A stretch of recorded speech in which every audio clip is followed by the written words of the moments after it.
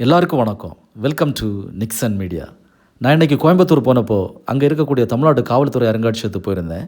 அங்கே தமிழ்நாடு காவல்துறை பற்றிய பல ஆச்சரியமூட்ட தகவல்களை என்னால் தெரிஞ்சு கொள்ள முடிஞ்சுது.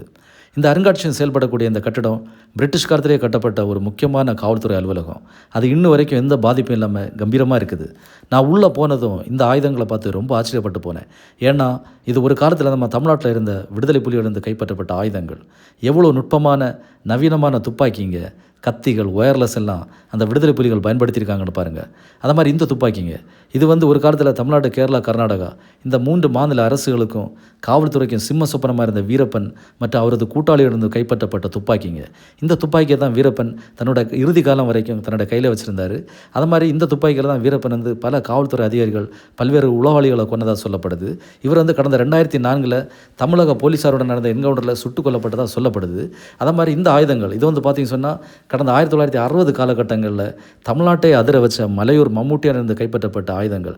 மலையூர் மம்முட்டியானை பற்றி இப்போ இருக்கக்கூடிய தலைமுறைகளுக்கு தெரிய வாய்ப்பில்லை. இவரோட வாழ்க்கையை மையமாக வச்சு மலையூர் மம்முட்டியான் அப்படிங்கிற ஒரு திரைப்படம் வெளிவந்திருக்கு. இவர் கடந்த 1964 தமிழக போலீஸாரால் என்கவுண்டர் செய்யப்பட்டு சுட்டுக் கொல்லப்பட்டிருக்காரு.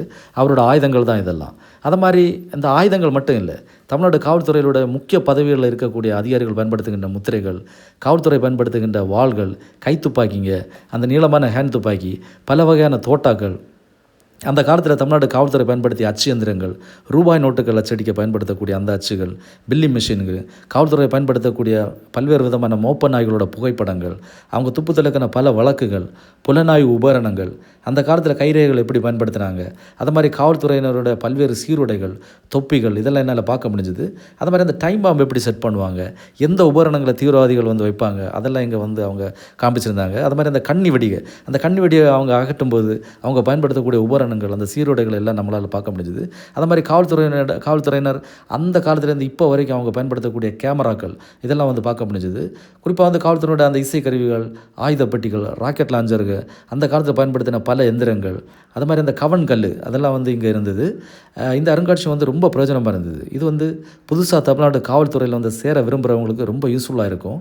இதோட எக்ஸாக்ட் லொக்கேஷன் சொல்லக்கூடியது கோயம்புத்தூர் ரயில்வே ஸ்டேஷனோட நேர ஆப்போசிட்டில் இருக்கக்கூடிய பில்டிங் தான்.